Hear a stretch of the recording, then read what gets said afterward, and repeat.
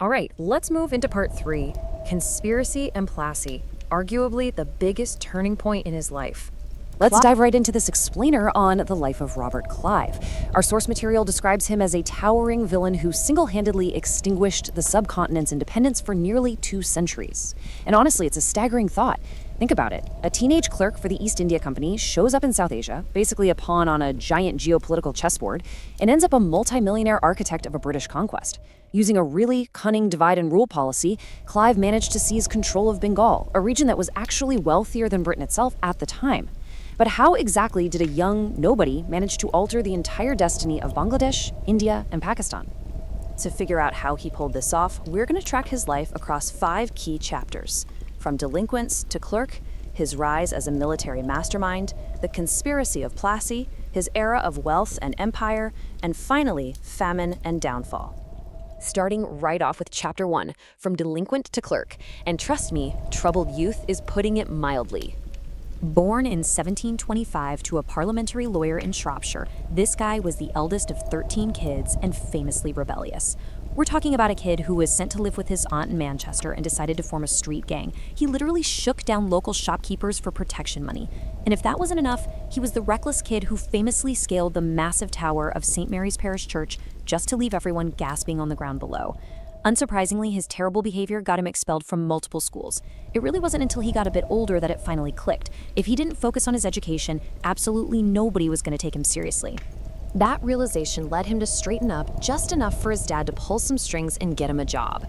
At just 18 years old, he ships off to work as a lowly East India Company agent. And the trip over was a total disaster. His ship got stuck in Brazil for 9 months for repairs, though he cleverly used that time to pick up some Portuguese. Eventually, in June 1744, he lands at Fort St. George in Madras. So, for his first 2 years, what does this future conqueror do? He spends his days working as an insignificant shopkeeper's assistant and quietly reading books in the local governor's library. Which brings us to part 2, the military mastermind. This is where the story takes a really wild turn. Following the death of Mughal Emperor Aurangzeb, things are getting tense between European powers. When the First Carnatic War breaks out in 1745, the French attack Madras, capture the British leaders, and demand they swear an oath to never take up arms against France. Clive, he flat out refuses. Instead, he and a few buddies disguise themselves as locals, slip right past the guards, and escape 50 miles south to Fort St. David. There, he trades his ledger for a musket and officially joins the military. And he quickly proved his brilliance. His sheer courage earned him a promotion to lieutenant, and during the Second Carnatic War, he pulls off this absolute masterstroke, capturing Arcot without losing a single soldier in his force.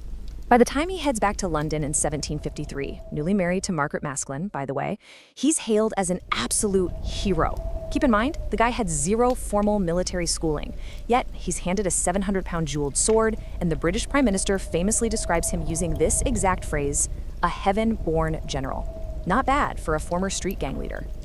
All right, let's move into part 3, Conspiracy and Plassey, arguably the biggest turning point in his life. Clive heads back to India in 1755, and, fun side note, he actually lost 33,000 pounds worth of gold coins in a shipwreck on the way over that incredibly weren't recovered until 1998. But he lands right into a year of chaotic escalation.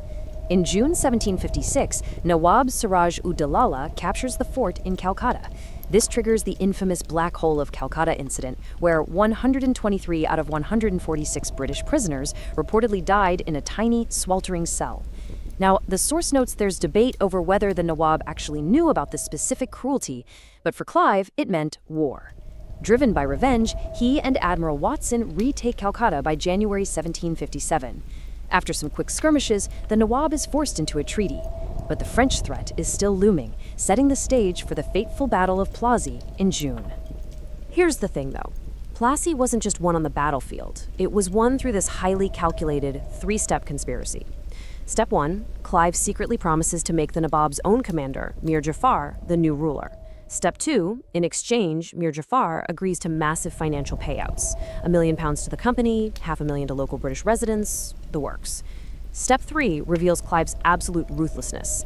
A wealthy merchant, acting as the middleman, Chand, demanded a £300,000 cut. Clive says yes, but actually creates a completely fake document to trick him. He even forged Admiral Watson's signature when the admiral refused to sign the fraudulent paper. So we get to the Battle of Plassey, and just look at this mismatch. It is a staggering David versus Goliath scenario. Clive had barely over 3,000 men. The Nawab had an army of nearly 70,000, plus 30 cannons. There is no way Clive should win this. But heavy rains ruined the Nawab's unprotected gunpowder, rendering his artillery completely useless. And thanks to that secret backroom deal, Mir Jafar and a huge chunk of the Nawab's army simply refused to fight. It was barely a battle.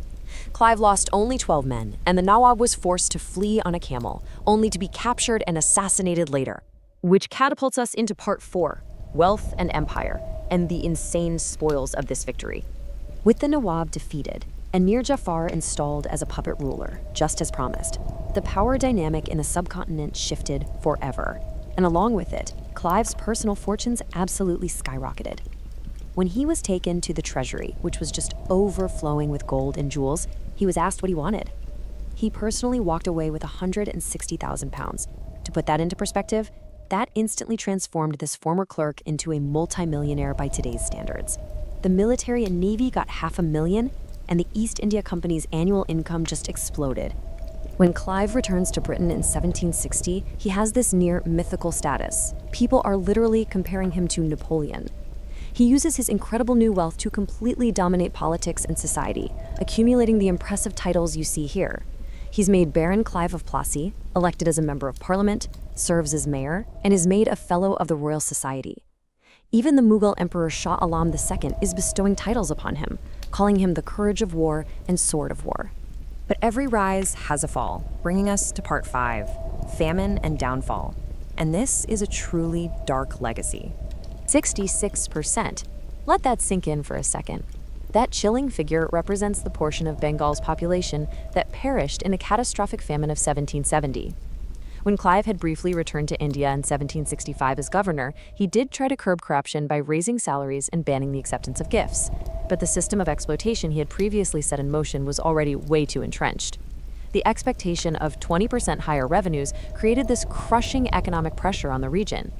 The source links this extreme corporate greed directly to the horrific death toll of the famine, serving as a dark reminder of the human cost of unchecked imperial exploitation. Naturally, the backlash in England was severe.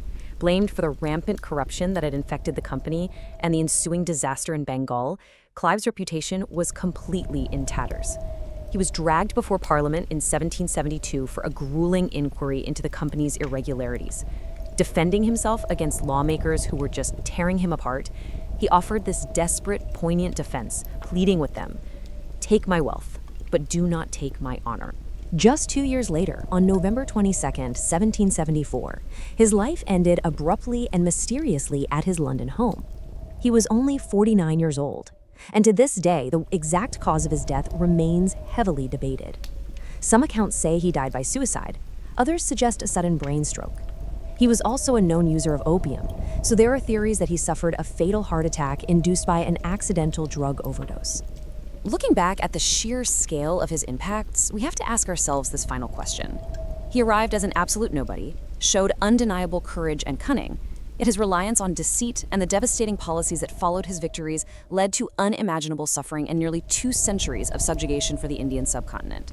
Based on the history we've just unpacked today, how should history truly remember the man who forever changed the destiny of South Asia? I'll leave that for you to decide.